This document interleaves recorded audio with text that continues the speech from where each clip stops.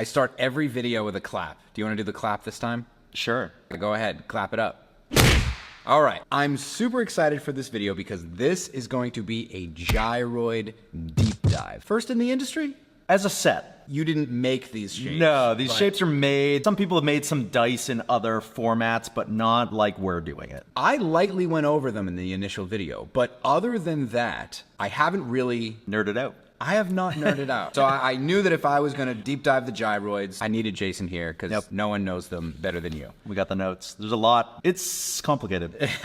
There are 3 things that I want to cover in this update right here. 1, I want to talk about the shapes, why they're unique, what they are. 2, I want to go over the number mapping. And 3, I want to do a roll test. So initially, the reason why we started making the gyroids is because we wanted a D4 that rolled. That didn't suck, that didn't flop onto the table. Exactly. So we're gonna do an average test at the end of this video. How much more rolling are you getting that's fun. From these? Let's go over what do you need for a dice, because that's like the most important thing, because there's tons of different polyhedral shapes. First thing you need to find, congruent faces. Congruency is basically the same. All of the faces of the dice are the same shape and the same size and the same area, so they have the same chance of landing on every face. The next thing that's very important is, oh man, we're gonna get so nerdy here. Opposite faces have to be parallel. Yep. Third thing, you have to have the right number of faces. You can't have a 14-sided shape and make it a D12, because what do you do with those other 2 sides? Yep. I will. Heyo. Make sure I'm on side. Yeah. The last one is kind of related. We'll just pull out the classic.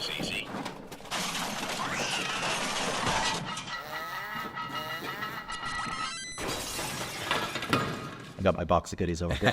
This is the D20. This is what people know and love. And on the Gyroid set, it's going to be the same thing. We'll talk a little bit why. You have 2 major things when you have a solid shape. Circumradius and the circumradius. So the circumradius, the outside points, there's a sphere that hits all of these outside points, which means they're all the same distance from the center of this shape. The circumradius, so basically a sphere that fits inside this, just touching the faces. Circumradius and the circumradius need to be the same for this entire shape. That is the 4th thing you need for a fair rolling dice. Which shape do you want to dive into first? Let's go maybe the first one. 4 through 20. The one that started it all. So this is the G4. Rhombic dodecahedron. Nice, you know it. Yes, great. I do. Okay, rhombic dodecahedron. So dodecahedron, 12 sides. Rhombic, because unlike the regular dodecahedron, which also has 12 sides, this has congruent rhombi. It is numbered 1 through 4 3 times. So it's basically a triple 4. Oh, another thing I didn't talk about, the angle between the faces is called the dihedral angle. So the interesting thing about all of the dice we're going to talk about, the dihedral angle between each and every face is exactly the same. So that means when it's rolling, you're not going to have resistance to roll to one face versus the other. Like look one way and it's like a hexagon and it looks really long. You look another way, and it looks like a square, and it's really short. Doesn't feel very round, but it actually is. The convex hull, outside shape of this, is a combination of the cube and the octahedron, which are 2 of the platonic solids, which is also shapes of dice in the regular set. And that is why you have that cube shape looking from one way, and then more of the octahedron shape. I think the coolest fact about this entire thing, this tessellates in 3-dimensional space. So what that means, you can pack this to fill a volume with 0 voids. You dump a bunch of marbles into a box. There's a bunch of little space in between the marbles. The geometry of this is such, like you stack one on top of each other, the little pocket here fits one of these perfectly. This is the shape that honeybees use to build out honeycombs. Like a honeycomb, when everybody thinks about it, it's a hex grid. It's a 2-dimensional. You look at it 3-dimensional, those hex grids are actually like shifted to each other. This is the lattice structure of honeybee honeycombs. That is so cool. It's very cool. So like in nature, this just shows up. That's so right? cool. It's very cool. Wow, I love the D4 even more now. It's super cool. Or the G4. You'll love this. So it also is the crystalline structure of a lot of garnets. Well, that makes sense because the octahedron, which this is part of, is the most popular crystallization shape. Yes. So this is kind of like a mutated version of that. A little bit. And the fact that this, again, tessellates in 3D space kind of lends itself well for the atoms to like structure that way. Because they can keep going forever. That's so cool. So there you go. Everyone needs... Solo G4s are available. You at least need to add this to your set. At the very least, I recommend adding this and replacing your D4 with the G4. I think it's just like better in every way. So the G6, old classic, regular dodecahedron. 12 faces, so it lends itself well to a six-sided die. It's a double six, so 1 through 6 twice. On ours, we have one of the sixes with the Wyrmwood shield. And then the other 6 is a regular 6. This is interesting. It is the roundest of the platonic solids, which doesn't seem right. I would have thought the D20 was rounder. If you put a sphere touching all of the outside points, the volume that this contains versus an icosahedron, this is rounder. A cool thing about this shape, it's the cutest little picture I've ever seen. There's a fossil. I'm gonna butcher. Look at this fucking name. Coccolithophore, Brarudosphera, bigelowii. Coccolithophore. 100-million-year-old fossil, and it has a shell that is this shape. It's the cutest little microscopic thing. You can see there's like little gaps in between the plates of the shell. The shell literally looks like this. It's like a little microspore. So yeah, that is the D6. A shape people love, but numbered in a slightly different manner. Next is the G8. All right. Hey, I think this might have to be, this is a Tetrachus hexahedron, right?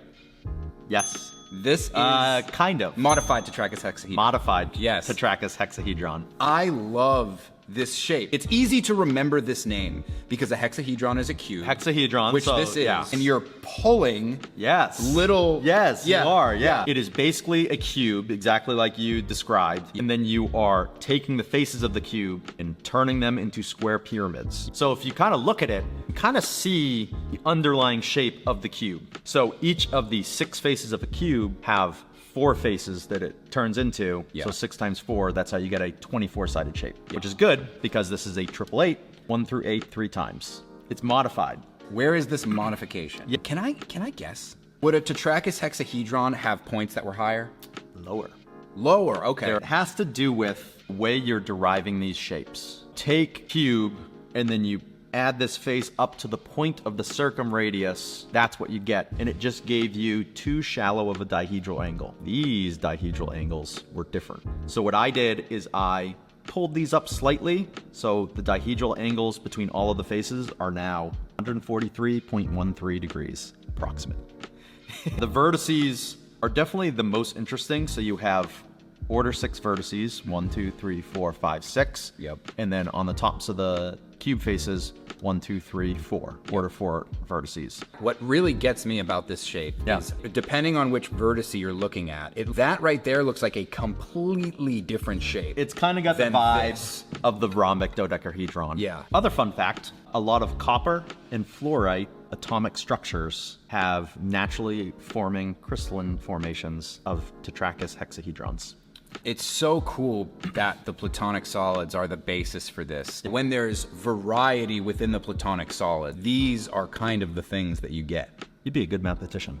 So what you are kind of brushing on is actually a name for it. We have platonic solids, 5 of them. This guy and a couple of the others that I am going to talk about, they are part of a family of shapes called the Catalan solids. There's 13 of them. We're going to do 2 at one time because the G10 and the G100 are the same shape numbered differently. So that's the G10, and then we got the G100. So this is, hold on, give me a second. I'll give you a hint. The shape of the face is in the name. Oh, it's a rhombic triicontohedron.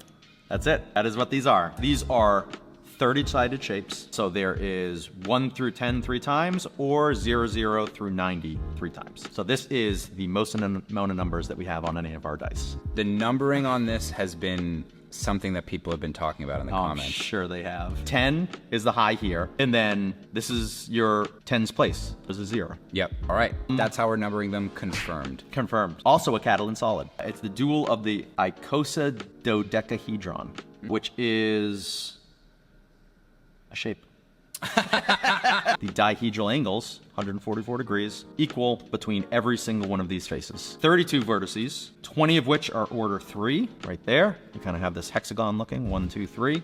And then 12 of which are order 5. These are my favorite. 1, 2, 3, 4, 5. You get this like cool star shape. Yeah.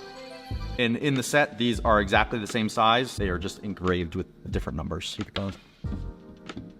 See how good these 3D prints are. We're getting up there. G12. This is another very cool one. This is... I got this one. You got it? Yeah, it's a deltoidal icosahedron. It is. It is a 24-sided shape, so a double 12, 1 through 12 twice. The faces on these are congruent convex kites. This is the most interesting because this has 3 different types of vertices. 8 order 3 vertices. You can find those very easy. 1, 2, 3. 2 different types of order 4 vertices. So that's an order 4. 1, 2, 3, 4. And that is a convex cluster of faces. And then you have another order 4 here. 1, 2, 3, 4. And this is a concave order of faces because 2 of the edges are actually facing inwards instead of outwards. So as you spin this, there's kind of like 3 different perspectives that you can find on it. I know a lot of people have been like, how do I tell the difference between them? The faces show you a lot. A rhombus, these are triangles, these are kites. So like once you kind of start learning the faces, you can actually decipher these shapes very quickly and easily. Guardians of the Galaxy, Volume 3, with Rocket Raccoon. The device that held all of the files about like the experiments that were done on him. Yeah. It was this shape. No way. Yep. Was it really? It was this shape. And there's got to be a reason. There's no way they were just like, oh, you know what would be perfect for this? A deltoidal icosahedron. It's like My favorite shape. Yeah. There's- All right. Last one. the OG. D20. I mean, you almost can't change it. There is no shape that has 40 sides that have congruent faces, circa radius that's the same, you know, all of those points that we kind of need in order to make a good dice. So this was kind of the option. And it's a great option. Stack it. Let's see. I don't even know if this is on camera. But... No, probably not. Okay, so That's the shapes. shapes, check. And we got to talk about the number mapping. Most people don't realize there's no set way to number a regular 7 set of polyhedrals. That was interesting to find out. And then there's definitely not a standard for this because like Right. no one's really making them. When we're talking about fair dice, they want to roll fairly and equally. There's a couple different levels of ensuring that happens. Level number 1, there's only one number of each. The second one, which is arguably absolutely the most important thing, the opposite faces, so we'll grab the D20 as an example. Opposite faces are going to add up to the value of your die plus 1. So a 20-sided die, you have a 20, you have 1 on the opposite side. Yeah. 21. You have, let's just grab anything, 14 and 7, 21. 15 and 6, 21. Most dice manufacturers do that. I have actually seen some dice that do not follow that convention. And it's just random. They'll have like a 20 and a 2 and a 19 and a 16. Right. It's like total chaos. That's like the number one thing you could do to make sure it rolls fair. Now, that's not good enough for me. So I went digging and I was looking at the patent office, mathematical papers, and statistical analysis, and I went down a deep, dark hole that no one else should ever go down. But I did find a friend down there. I ran across a paper that was published in a mathematical journal by a gentleman that was doing statistical analysis in order to make a perfectly numbered D20. I'm a fool. You're only a fool if you give up, boy. Who are you? A lowly prisoner like yourself. But together, perhaps we can be more. I'm listening.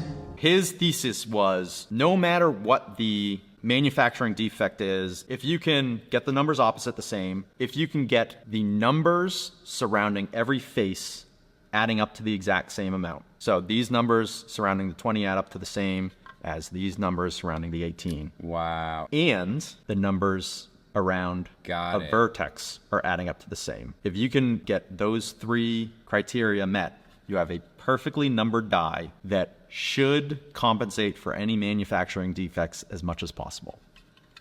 Our D20 is numbered in that way. I'm very proud to say that. So this is the perfectly numbered D20. Mathematically, statistically, logistically. People should go and check their other dice, and they're probably going to be disappointed. that they don't have perfectly numbered dice. That's very interesting. Single D20s are available. Our D20s are marvels of mathematical achievement. They kind of are. They're like as good of math as you can get, which is exciting. That's amazing. It took a while.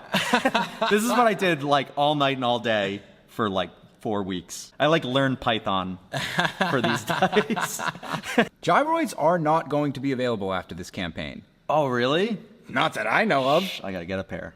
Yeah. I gotta get a set then. There's only one thing left to do now, though.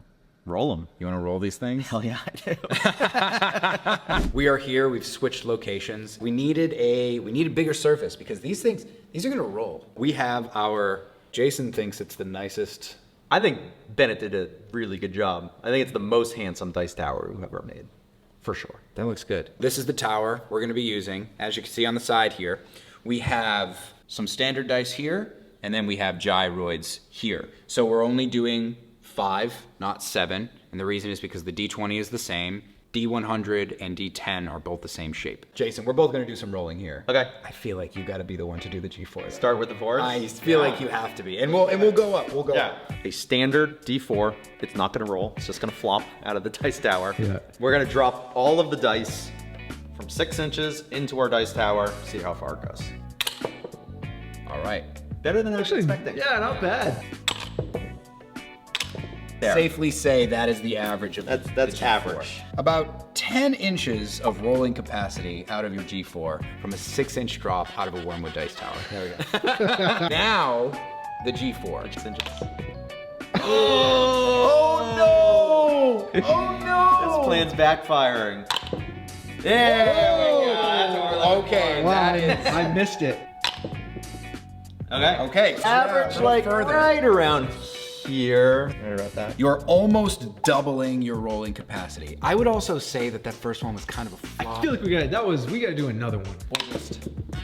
So again, we got something a little further, and this There one it we goes. got- yeah, and there's your visual difference there. We got the D6. This is the OG hexahedron. Ooh. Okay. A little bit. Right about here is probably the average. Got it. Gyroid time. And there we go. Wow. That's average is probably about here. Yeah. The regular D6. Oh, about 9 inches. 27 inches. Almost 3 times as far. Standard D8. Your standard octahedron. So they don't want couple. Ouch. I'll say average is probably about there. Whoa. Ow. Ah. Hi there. Whoa. Nice. And that That's a hit lot. that. Probably average here. So 6.5. 6.5 to 23.5. So about 3 times again. You can clearly see the 2 classes of dice. Yeah. These and then these. D10. I think this is gonna go the farthest. The most number of sides and the roundest. The regular pentagonal trapezohedrons. All right, so we'll go here. That's what I'm talking. Wow. They just keep going. Okay. Wow. Here. Yeah. 15 inches here, just under 33 inches here. Okay. So a little over double. Regular dodecahedron, which is the D12. That's far. That's good. Yeah, still looking good. Whoa. Uh-oh. Oh, but it's a 1 though. It is a 1. maybe it doesn't- Thank you, JV. it That doesn't makes me count. feel a little. On par with the best rolling gyroid so far. Oof. Can we beat it? I'm nervous.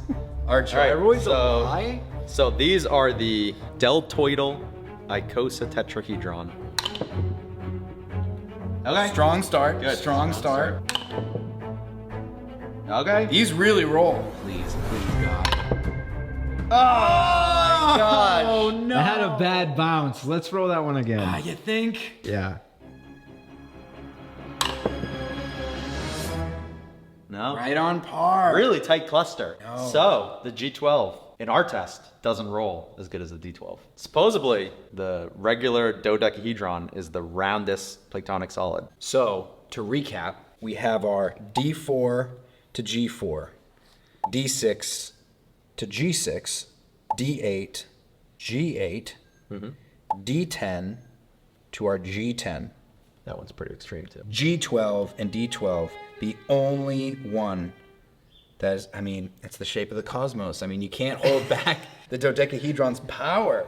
Gyroids are only available in Diceapalooza. You have to be part of the party if you want some of this mathematical beauty. Available in all of our gemstones and all of our resin colorways. At least get the G4. Don't be a loser. You're gonna want this. You're gonna regret it. Jason, thanks for coming to the studio. Thanks for having me. I'll do a cool edit. Give me a pound.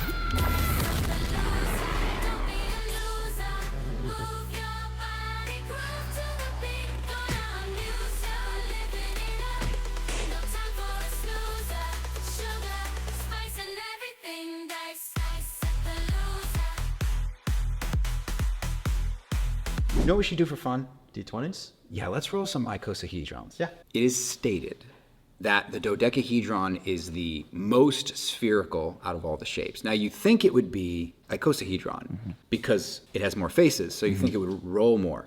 This is rounder, quote unquote, than this. Doesn't that feel wrong It does. in your gut? It does. I want to see, the roll test actually shows that the best rollers are the dodecahedrons.